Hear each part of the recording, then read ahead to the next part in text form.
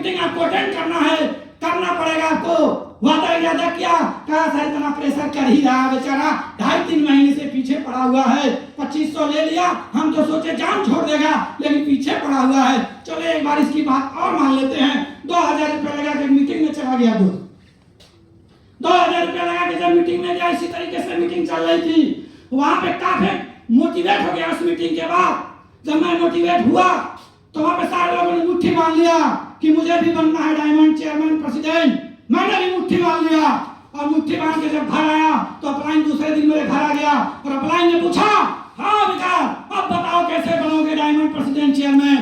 हमने कहा क्या बताएं, हमको तो मालूम नहीं, हम तो जोश में आग खड़ा कर लिया। ताने बताओ क्या सर आप ही बता दीजिए। कहा तो नहीं बताऊंगा, मेरे साथ मीटिंग में आना पड़ेगा, हफ्ते में मीटिंग होती है। क्या फिर मीटिंग में ले जाएंगे? हाँ कहीं आना पड़ेगा। कहीं सर मैं चलने के लिए तैयार हूँ। मीटिंग में आए, सर ने एक कहानी बताया।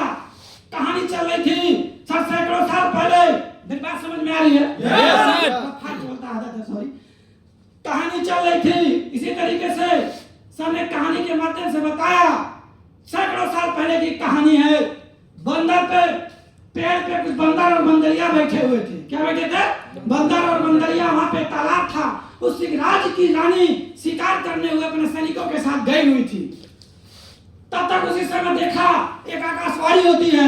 आकाशवाणी हुई, उस आकाशवाणी में यह बोला गया कि साल से कई सालों बाद, सैकड़ों सालों बाद ऐसी शुभ घड़ी बनती है, ऐसी घड़ी बनी है आज का दिन, जो बंदर हो या बंदरिया हो इस तालाब में छलांग लगाएगा सबसे पहले वो सुंदर सा राजकुमार बन के निकलेगा।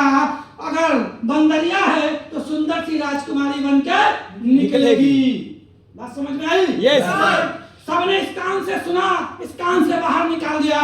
लेकिन थोड़ी देर बाद देखा काफी वहां पे हलचल मच गई, शोर शराबा होने लगा।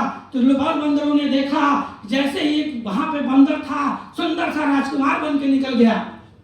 सुंदर सा राजकुमार बन के निकल गया। तब रानी ने उस बंदर को पास बुलाया और पूछा, ऐसा आपके दिमाग में क्या आया कि आप कूद गए? कहा महारानी, रानी साहिबा आपने देखा अभी अभी आकाशवाणी हुई है और इस आकाशवाणी में यही बोला गया है सैकड़ों सालों में कभी कभी ऐसी शुभ घड़ी बनती है कि क्षण है, ये पल है कि अगर इसमें जो कूद जाएगा सुंदर सा राजकुमार बन सकता है, बंदरिया है तो राजकुमारी बन सकती है।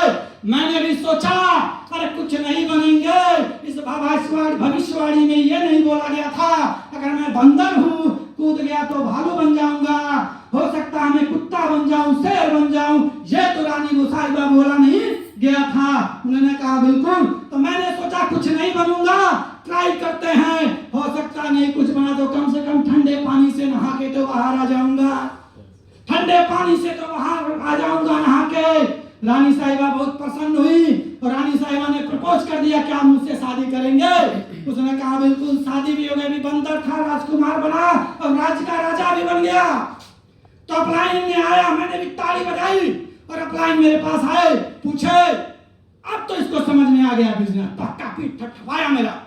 कहा अब तो विकास तुमको बिजनेस समझ में आ गया? कहा क्या समझ में आया? मैंने कहा सर काश वो बंदर मैं होता।